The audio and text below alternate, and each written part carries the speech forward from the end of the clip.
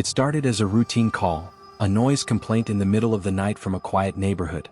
But what officers encountered inside that house would defy all training, all logic, and all belief.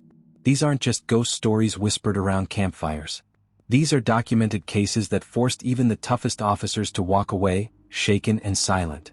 Tonight, you'll hear about one of those cases, a chilling event that still haunts those who survived. In 2012, the police department of a small New England town received multiple 911 calls from a woman claiming there were people in her home.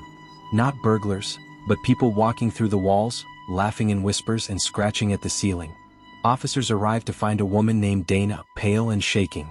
Her house was spotless, doors locked from the inside, no signs of forced entry. They searched every room, nothing.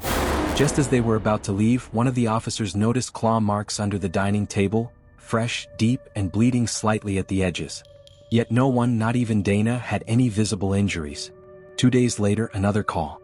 Dana's voice was barely a whisper, "They've come back. They don't like you." When the officers returned, they found her sitting in the kitchen, staring at the wall. On it, in jagged red letters, was scrawled, "We warned you." No signs of paint, blood, or any substance the forensics team could identify. The temperature inside the house dropped to freezing, despite the summer heat outside. But it got worse.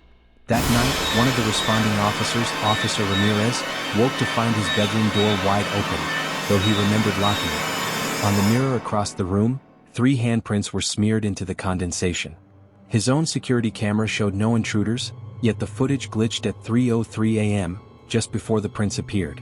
The next day he resigned from the force. A third visit to Dana's home was the last. The officers found her front door ajar. Inside, no furniture. No signs of struggle. Dana was gone. But in the center of the empty living room was a tape recorder, playing a loop of her voice whispering, "They're not ghosts. They're older than that." The case was quietly buried. No missing persons report. No official documentation beyond whispers in police locker rooms. Officer Ramirez left the town entirely, never speaking of what he saw.